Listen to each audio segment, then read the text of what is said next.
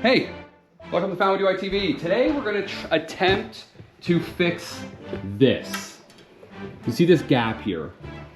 This is caused because my ceiling actually dips up right here. This is like the corner of the house.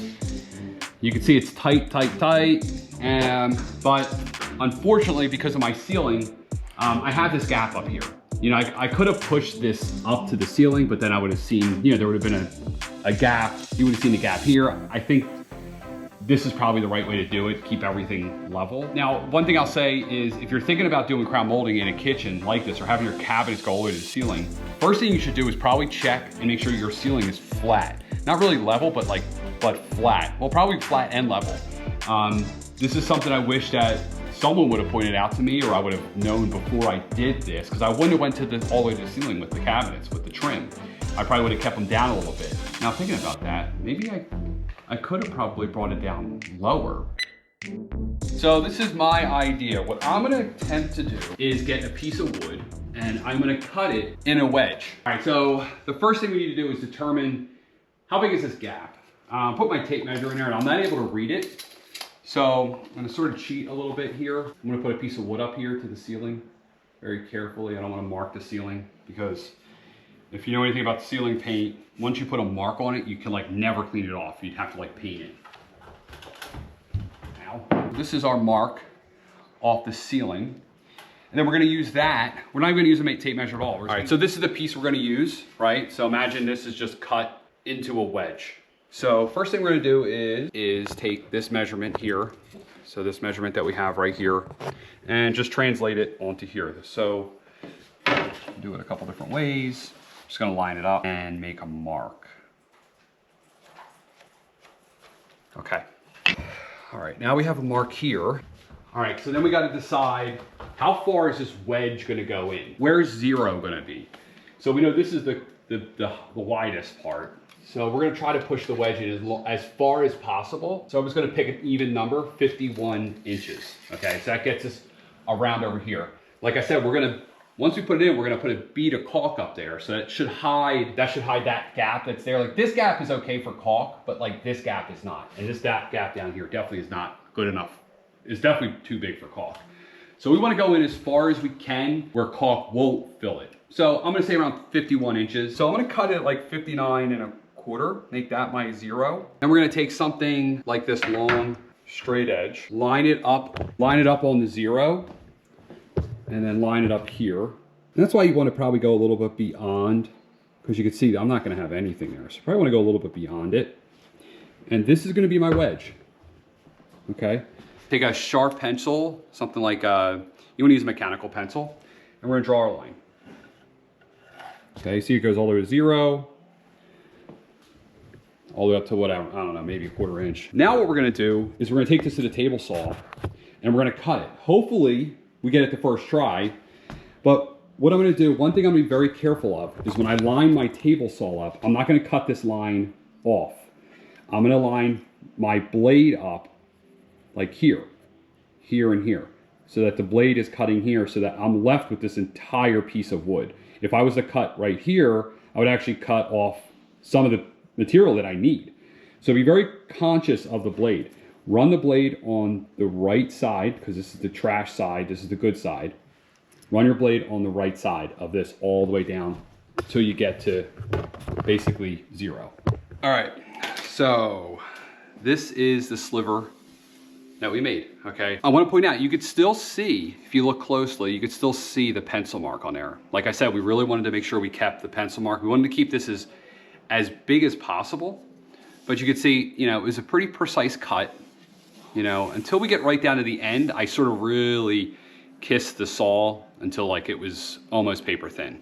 All right, so I expect obviously we're gonna cut this off. So let's push this in there and see what it looks like.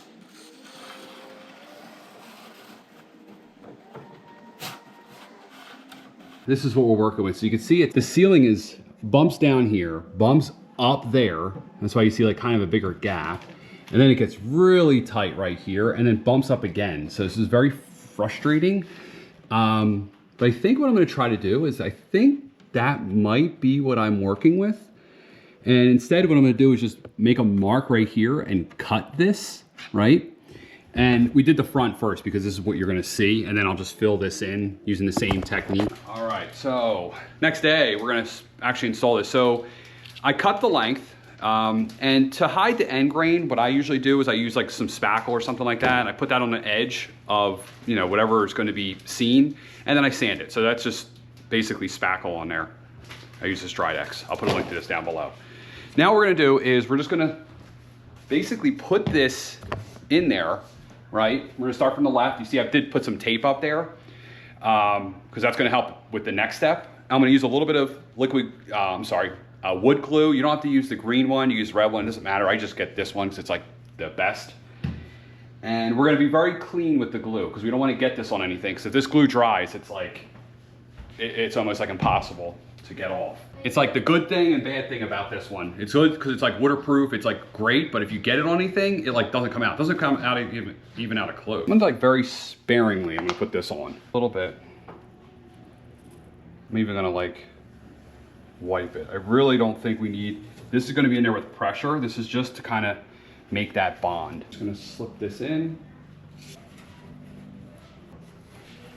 So this is how I'm gonna end mine. I have it pretty much right there, but I don't like how that's loose. So I'm gonna get like a wedge, I think, on the edge here, but that's what it's gonna look like. It's gonna be very, up here you're not gonna see it, then we're gonna fill in over here. What I wanna make sure, most importantly, I wanna make sure that this wedge isn't out further than my crown, okay? And this point, it's in. All right, so that's good. Although I think that glue is gonna hold up pretty well. I want like a mechanical attachment as well. So what I'm gonna try to do, I'm gonna put this in, okay? And this will push this down, and then we'll cut this out when we're done. And this will hold, this is basically holding this down against here. You know, I mean, I guess I could have been a little better with the cut, but this ceiling is really tough. So we're kind of getting as good as we possibly can here. All right, so now let's move on to, while this is setting up the glue, let's move on to this side. So over here, all we need to do here is fill this in. So I already kind of made this piece. It's supposed to be like this. It's supposed to be like this, okay? So what's happening here is it's a high point, and then it comes down, and then it goes back up. So there's actually a bump here. Maybe it's kind of hard to see, but yeah, actually, if you see it like that.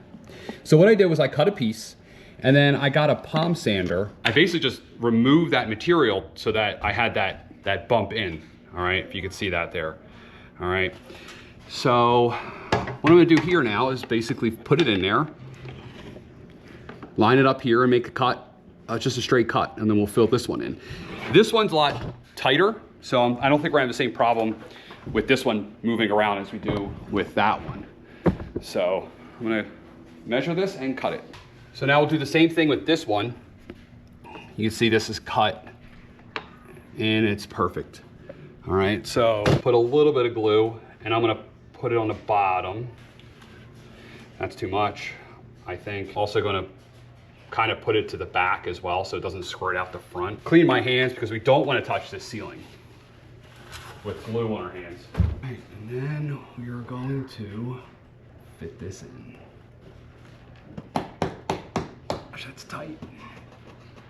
But we want to be careful we don't go too far, because if we go too far in, we're never gonna get this thing back out.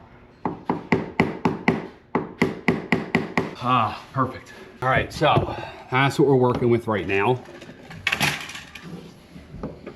I like it. A little gap there, but we're gonna fill that in with caulk. But I'm liking this so far. The next step here, we're gonna wait for this glue to set up. Yeah, we're gonna give it about 30 minutes to set up, okay? And then we'll come back and we'll finish this up and remove that tape and reveal it. So while I waited for the glue to dry up or set up on that left side, I did have a gap over here on this other set of cabinets, and I was just gonna caulk it because the gap wasn't super big. I thought caulk would handle it, but this process was so easy, I decided to go ahead and make a wedge for this one. Working on, now we're moving to the last step here, which is gonna be caulking. So there's a couple different types of caulk you can use. I usually use this for all of my trim, but I got this one. This is Big Stretch. This is a really good caulk. First time I ever used it, but I've heard a lot of good things. I'm gonna use this one first. Make sure whenever you're using caulk, you know, of course you cut it on your 45-degree angle. Always cut it the smallest hole possible, because you always make the hole bigger, but you can't make it smaller. I like to put a line on, you know, where the angle is, so when I'm putting it down, if this spins on me, I know it's spun, okay? It's just something I like to do with permanent marker. Get yourself a nice high quality, I'll put a link to this down below, drip free. This one's pretty good, drip free. Put on less than you need, okay? You can always add more caulk. Add too much, you're basically just taking it off and you're making a big mess, you're just wasting it, okay? So I would get like either this one, the 40-year one, or the big stretch. I'll put a link to all these down below. Another thing I like to do is obviously a lot of paper towels around, and I get a bucket of water and I fill this up like a third. So it's a 5-gallon bucket. It's a lot of water, but use this to clean your fingers between every time you swipe it, all right? And if you need, you basically can use something like this. I like to use a plastic putty knife, just so you don't get any rust or anything like that on the caulk. Because I've had that happen in the past. And then once the rust gets into the caulk, it mixes in, it really is difficult. It causes a real mess. All right, so now what we're gonna do is basically just go along, caulk this joint, and it should pretty much disappear. You can see what it looks like now. And one thing I did was I actually put a piece of, what is that called? I put a wood shim up here to kind of, just to hold it, I put a couple in. That was just because this was a little loose up here, even after the glue set up, and it's just gonna hold it. So that's what we're working with. So now we're gonna get to caulking.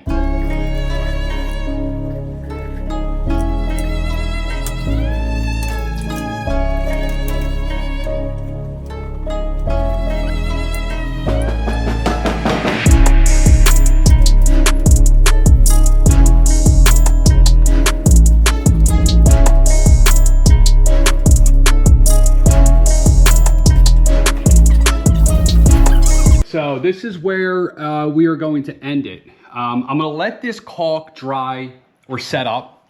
I actually have some other trim I need to do. And you can see we're still doing some trim, still doing some finishing work. So once I get all the trim in, I get all this caulked up, I'm even gonna do it over there. I'll come through and I'm gonna paint all this trim. So I will paint this as well up here. You can see there's still the line that kind of comes through the caulk, which I'm not super excited about, but it really disappears. When you're looking down from the bottom or from the floor, it just hides it. It's not like it's not blaring out at you that there's like kind of a big black hole there. So, you know, up close, is it perfect? I mean, it's pretty close. It's probably as good as it's gonna get. But this is, you know, something I hope that helped you out or gave you an idea, or if you had the same problem. Now, what I would say is avoid this problem. Don't go to your roof with this crown molding like this on cabinets if you have a wavy ceiling. This is something I missed. After we put another coat of paint on there, I think that line will disappear. And that line you see is actually my pencil mark that's on the piece of wood. I probably should have cleaned that off before I put it up there. But let me pull you a little bit further away. And you kind of can see it kind of disappears. You know, maybe from over here. And I did a wedge over here as well. I just haven't caulked it yet. So that's what I'm gonna work on next. But there was a gap up here as well. All right, so with that, I'm Mike, Family DIY TV. Please subscribe to the channel. Please like this video. Please share this video. That really helps me. Check out www.familydiytv.com. I'm Mike and I'm Family DIY TV out.